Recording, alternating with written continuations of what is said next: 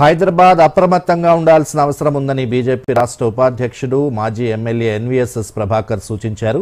Visa గడువు తీరిన చాలా మంది బంగ్లా, పాక్ దేశస్తులు హైదరాబాద్లో ఉంటున్నారన్నారు. వీరందరినీ వెంటనే వెనక్కి పంపేయాలని డిమాండ్ చేశారు. వీరి ఏరువేతకు పోలీసులకు పూర్తి స్వేచ్ఛ ఇవ్వాలని ప్రభుత్వానికి సూచించారు. హైదరాబాద్లో స్లీపర్ సెల్స్ ఉన్నారని గతంలో చాలా సందర్భాల్లో రుజువైందని, స్లీపర్ సెల్స్ కు హైదరాబాద్ ఎంపీ మద్దతుందని ఆరోపించారు. దీంతో పాటు బీఆర్ఎస్ ఉత్సవాలపై కూడా మాజీ ఎమ్మెల్యే ప్రభాకర్ మాట్లాడారు.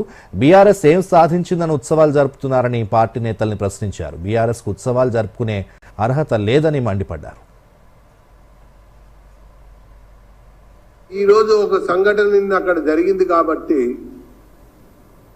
పాత నగరంలో ఇప్పటికే వీసా గడువులు తీరి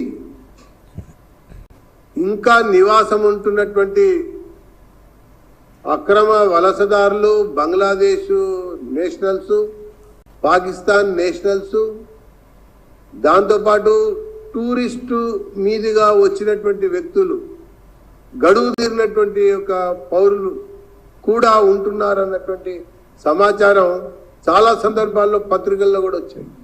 అందుకు పోలీసులకి స్వేచ్ఛ ఇవ్వవలసిన అవసరం కూడా ఉందని చెప్పని బీజేపీ డిమాండ్ చేస్తా ఉన్నది.